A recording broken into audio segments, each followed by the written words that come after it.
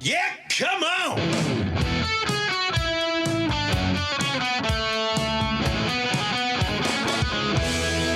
It's the Yeah Come On show with Southside Steve. Yeah, come on. We are now doing what we call in the business a best of What we call him a throwback. or a vacation tape.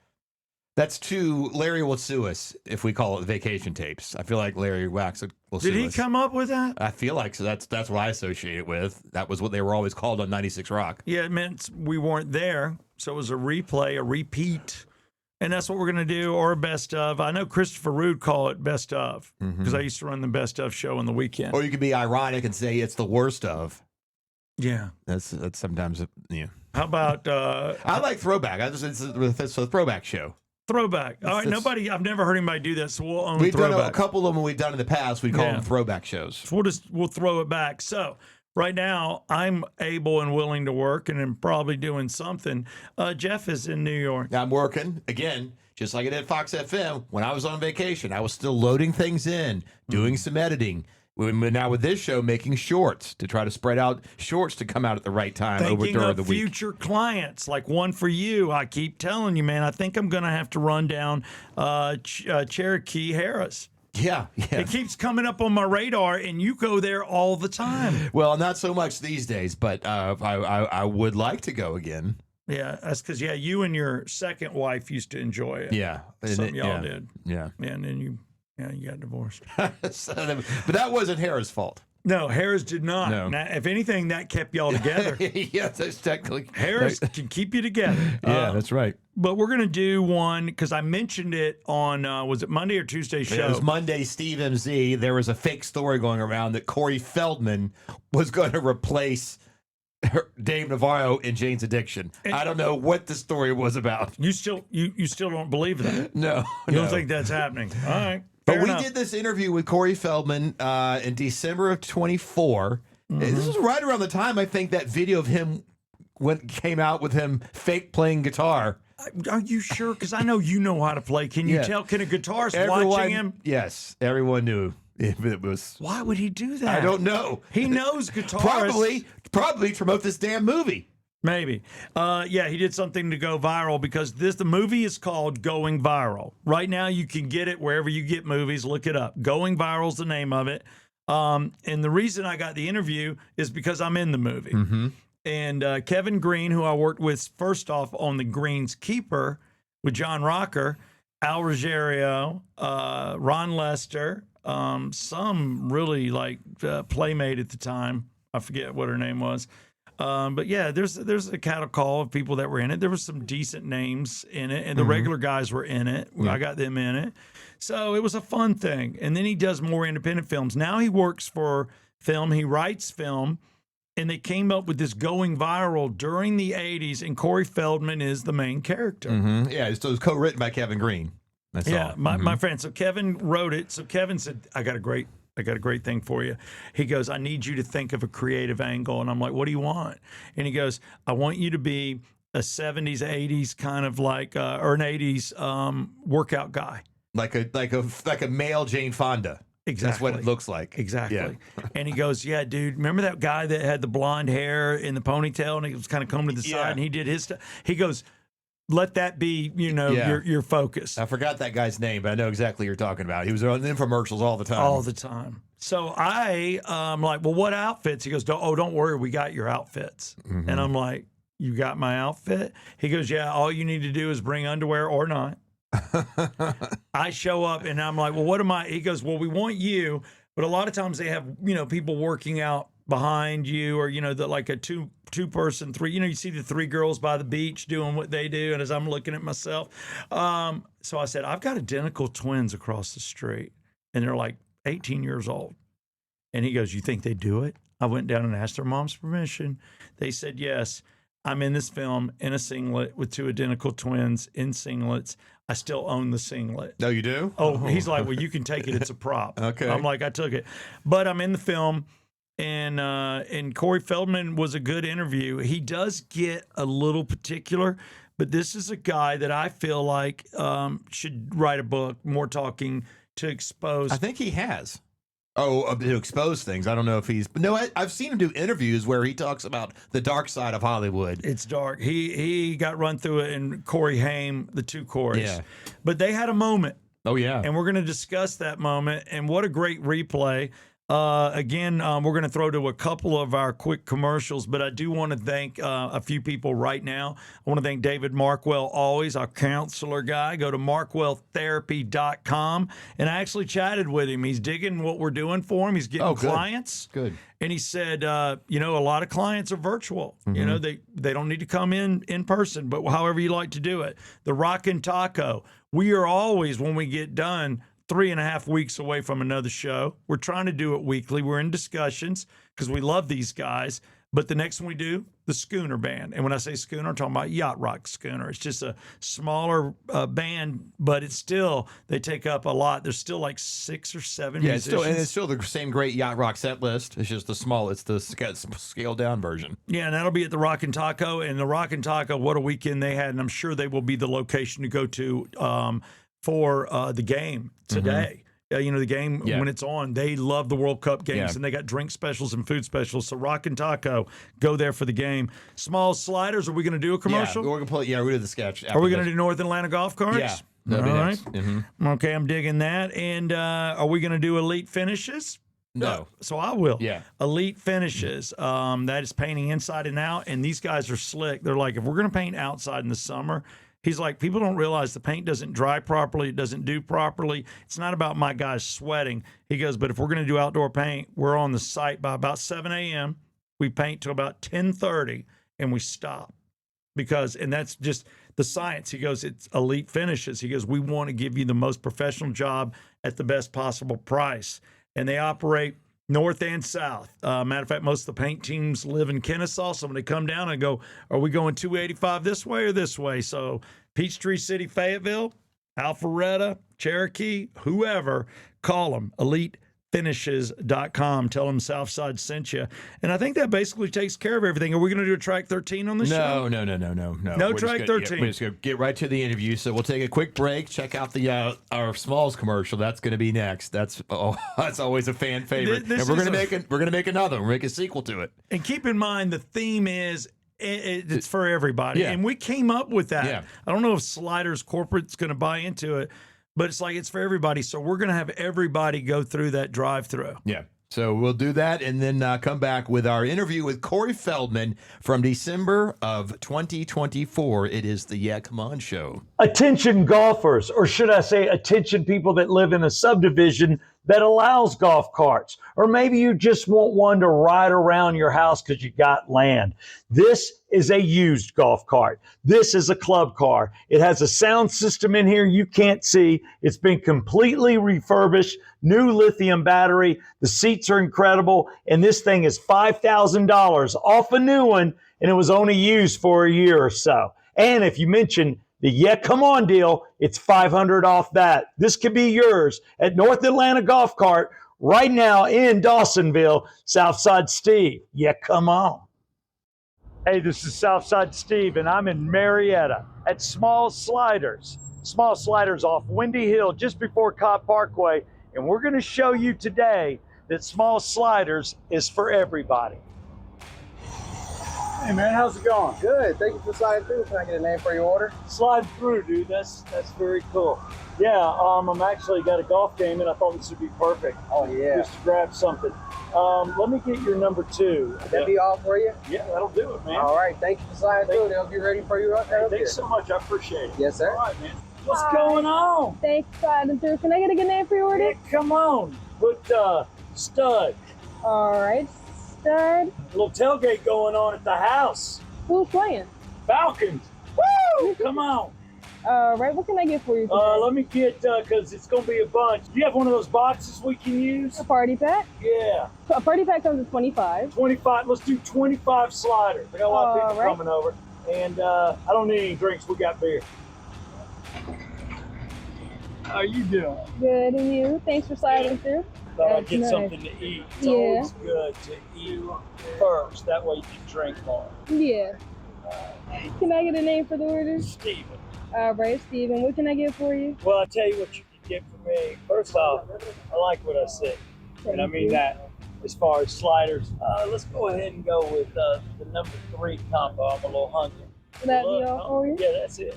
All That's right. it. I don't know what you're doing tonight, but come to town. We'll be in Atlanta and Buckhead for one party. Maybe. Maybe. Well, I'll tell you what. Here's my card. Anytime you're available, I'm always available. Thanks you. for the small sliders. Thank you. Who were those crazy guys? No matter what, we all have one thing in common, and that's small sliders. We love them. Right here off Windy Hill, just before Cobb Parkway in Marietta, Georgia. Yeah, come on. I'm on with Corey Feldman. And Corey, you and I are in a movie together, and, let's just keep making movies together. I really enjoyed working with you. Absolutely. Always a good time. A good time. Now, Corey has no idea. He came in. The film was filmed in Atlanta, and the name of the movie is Going Viral. And the cool thing about this movie is Rotten Tomatoes is giving it love, along with the fact that it was made here in Atlanta, and it's available for you this morning, today. You can either buy it or rent it at Amazon Prime. And I just want to thank you, Corey Feldman, for being on and talking about Going Viral with us, brother. No worries. Thanks for having me. Always a pleasure. Yeah, and I'm reading, because you never know what somebody's going to say. Good old Joel Fisher, which he's with Battle Royale with Cheese, says, look, all in all, Going Viral is a satisfying movie. They talk about it doesn't really pander to a new generation, nor does it try too hard to pull things from the past. So that's a great comment. I didn't know if you'd read that yet, or do you even pay attention to what people say when you do movies? I don't really pay attention to what they say. I post stuff on my Twitter and my Instagram to help promote the film, but I don't really pay attention to the details. No, I know if it's negative, then I don't post it. If it's positive, then I do, that sort of thing. Well, here's one you might want to post. You got this one going for you, Corey. The crown jewel of the film. It's an appearance by the OG 80s kid. Corey Feldman is a legacy gamer called Samurai in the movie. So what is Samurai in this movie? And tell us a little bit about Going Viral, that is out today, again, for rent or purchase. Well, the way I see it, obviously, I've made 100 films. It's real hard for me to get super excited about anything at this point, other than to say this is a good movie for kids. So the thing that I like about it personally is I like anything that's family entertainment these days. So much stuff is really dark and has, just an obscene amount of violence, an obscene amount of gore, an obscene amount of dirty language, an obscene amount of bad jokes. You know what I mean? Just there's so much debauchery in movie making these days, and it's nice to see some good, clean fun. So if that was, my log line on the film would be, this is something that you can download during the holidays. You can watch it with your whole family, and nobody's going to get offended and run out of the room. So that's the good news. It's a family adventure film. It's, definitely got its nostalgia because it feels like it's set in the 80s, but it's kind of like an alternate reality because it's 80s mixed with tech that obviously wasn't around in those days, which gives it a very unique twist. There's not a lot of stuff that you're going to find out there that really merges things. So it's kind of got a Back to the Future sort of vibe a little bit. It's got, the 80s kind of teen comedy vibe a little bit. So, there's many elements. No, and I dig that. And I enjoyed reading the part about you because you're a father. I'm a father. I found love late personally. So I was having a kid at 52 and 55. I got a 4 and a 7-year-old. And I know you've got a son. And, dude, with your son, it's like very cool, man, because you now are kind of like a family guy. So you're like, you know what? I don't want to do this kind of stuff. And I knew that was what triggered you because you haven't done movies in a while. And that's kind of what I was told, that you jumped into this one. That's not true. That's not true. It's a not. lie. No, I make movies every year, man. I don't know where you got that one. But I make good. movies Well, every year. Hey, well, we all have our favorite Corey Feldman movies, and I know you have to deal with that a lot, and everybody wants to talk about them. The past 7 years has been probably the highest level of output that I've ever had, considering I've been putting out a box set, single after single, music video after music video that I've been directing. I've toured probably 7 times in the last 5 years, maybe more. I just finished an arena tour with Limp Bizkit. We did Masked Singer this year. I put out, in theaters, we put out Corbin Nash in 2018. In 2019, we'd had a movie out called Teenage Girl's First Wheels, which is another family film. Corbin Nash was a dark vampire film, definitely not a family film. In 2020, we put out the big documentary, My Truth. 2021, we put out the box set with a brand new documentary as well that I produced. I produced both documentaries. And then we just put out 3 films in a row, actually. The Birthday just came out in October, very big film. It's on Amazon right now. And now this film. So that's 2 films for this year, and I have 2 more on the way out. So, yeah, I don't stop. I'm a machine, dude. Well, dude, and I dig that. And guess what? I've made a living getting things wrong, so I'm not even going to take that personal, and I don't want you to take it personal either. I just know the films that I've seen. I know what you're doing with Limp Bizkit.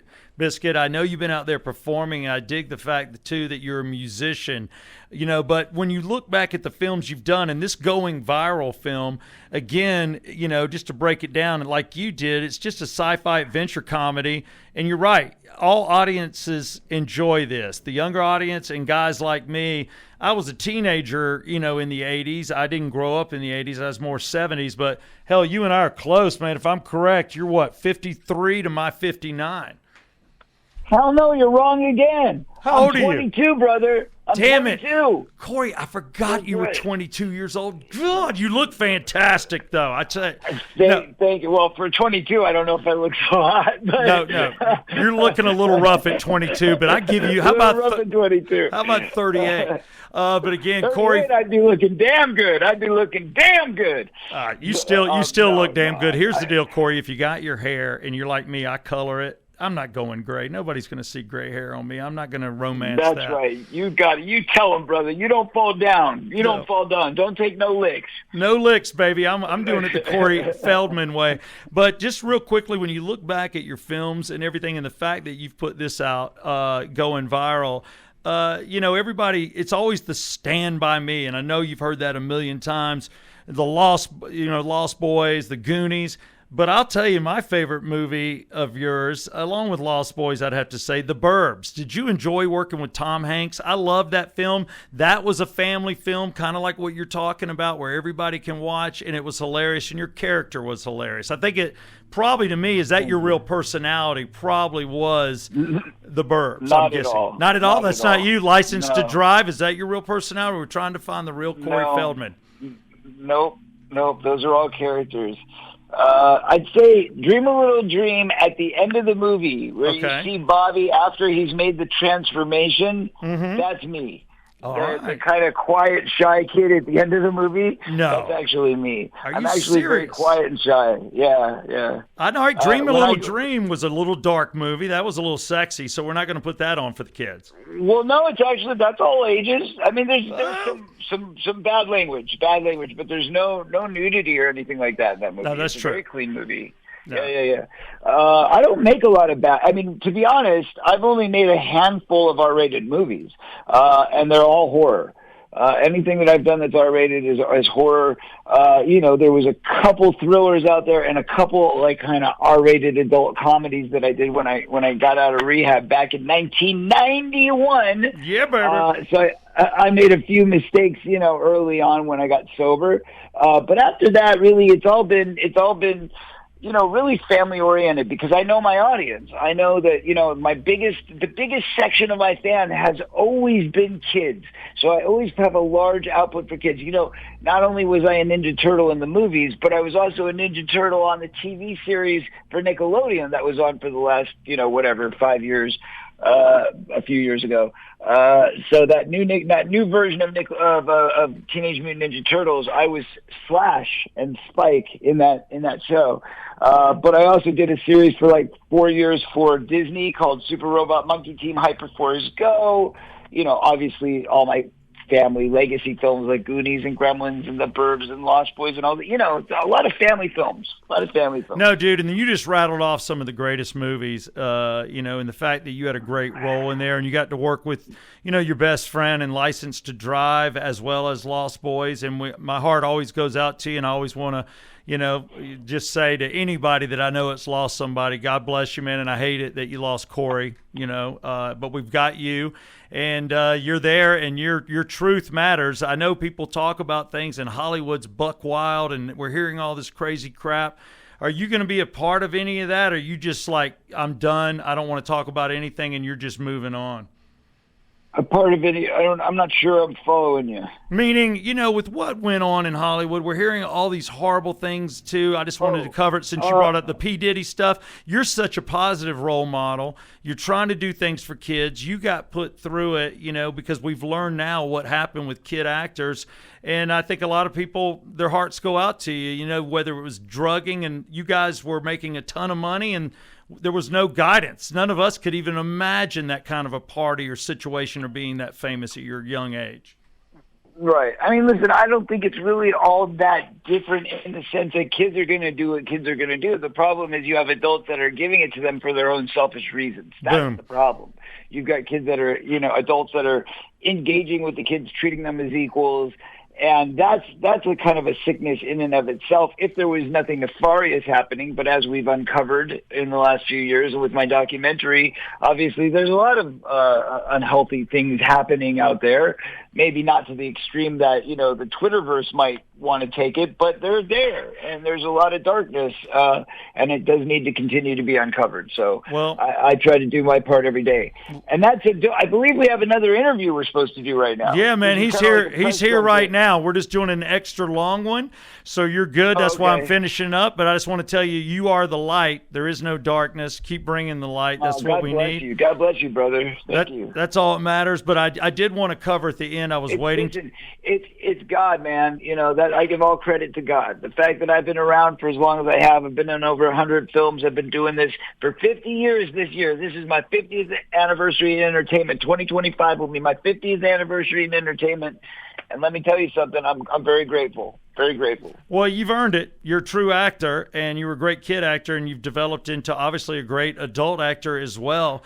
You know, and the films you've been in are blockbusters, and you know that's got to feel pretty good at the end of the day. I'm a fan, and it's good to talk to you. But I just want to let you know. Nowadays, I'm just going viral, bro. Yeah, I know it. I see it. I know. I'm watching you. I'm watching you blow up, bro. I'm actually enjoying the conversation because I like what you're doing, and going viral is what it's all about. And just to touch on it quickly again, that the movie's out today. Were you happy with the overall, the script? I guess when you read it, you liked it, and you play a cool role in it, and it basically points out the negativity to people trying to go viral and social media as well, correct? Exactly. It's like, you know, let's be careful what we wish for, right? This lust for attention. Everybody has this lust for attention. People die falling off bridges because they want to get more Instagram likes or, you know, TikTok views or whatever. It's just craziness. It's craziness what's happening in the world right now. Slow it down, everybody. It's not that important. No. It really isn't. What's most important is that you're a good person, that you take care of your family, and that you're a God-fearing and God-serving human. And I think that's what we all need to focus our attention and our energy on. Yep. Well, I hope you enjoy the movie. When you see me, I just want to let you know I happened to get into it, which was another reason why. But I have to admit, I didn't notice the part. I'm gonna have to go back and watch it again. You've got to go back and watch it, and then we'll talk again in a year, and you can tell me. But I am the Terry Ham character, so I'm on the TV, and I'm the workout character as the actress has popped in a video. So I'm that '80s workout video guy. That's funny. Okay, you know, I'll look forward to it. So I'm on a TV in your movie. You know, I'll have to watch it again because it's available for streaming right now, not just on Amazon, but it's also on Apple TV, and I hear that it's coming on Tubi as well. So it's going to be everywhere. Oh, no, it's definitely coming out on Tubi. Matter of fact, Tubi's even going to do a couple of free dates on it, which is going to be a lot of fun, too. So that's exciting. Yeah, so I just want to thank you for being on the Southside Ride on Fox FM here in Georgia, Atlanta, Georgia, and Middle Georgia. And can I get a yeah, come on? Hey, you know what? Let me tell you. Can I say one thing? Can I? Oh no, yeah, you can say anything you want. You go if Listen, you. I just need to. I love Atlanta. I love the people of Atlanta, and I want you all to know I'm very sorry for those of you who have tried not once, not twice, but maybe thrice to come out and see my live shows out there. Yeah, man. Because I don't know what the deal has been, but every time I've come to Atlanta over the last 10 years, actually about 7 years, the shows have gotten canceled. The last show we did there was at this place called Masquerade Club. Yep. And it was this room called the Heaven Room. And then they tried to book us back there the next year, and they booked us in the same room, but then at the last minute they switched it out on us and tried to get us to play some crappier room, which we said we weren't going to do. So as a result of us sticking to our guns, the fans lost out. Then we came back around again with the Loserville tour, and I said, I told everybody, I said, listen, I'm sorry about this debacle. They screwed us over, but that won't affect you guys because I promise you, the next time I come to Atlanta, not only is it going to be an equal-sized venue to the one we were supposed to play, but it's going to be bigger. It's going to be, I promise you, whatever we play will be the biggest show we've ever done in Atlanta. It's going to be huge. And we came back with an arena tour. We came back opening for Limp Bizkit. And what happened? But the rain came and rained us out. Live Nation would not allow us to go on stage that day. But you know what? I felt so bad for my fans in Atlanta that we actually did a private show in the cafeteria while everybody else was in the arena and in the stadium watching the real show, because up until about the time Limp Bizkit went on, they closed it, right? They shut it down. I think they let they let Bones, the second opener, go on for a little bit, but we got shut down. Nate No Face got shut down.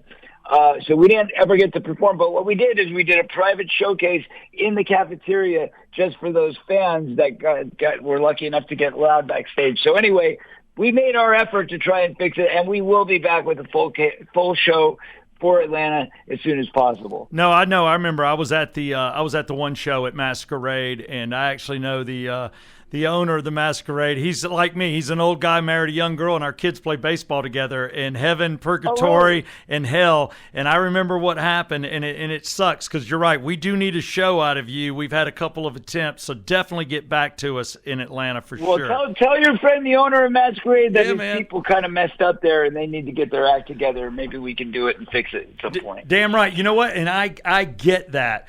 All I want from Corey Feldman is a yeah. Can I get a yeah? Come on. Yeah, come on, baby.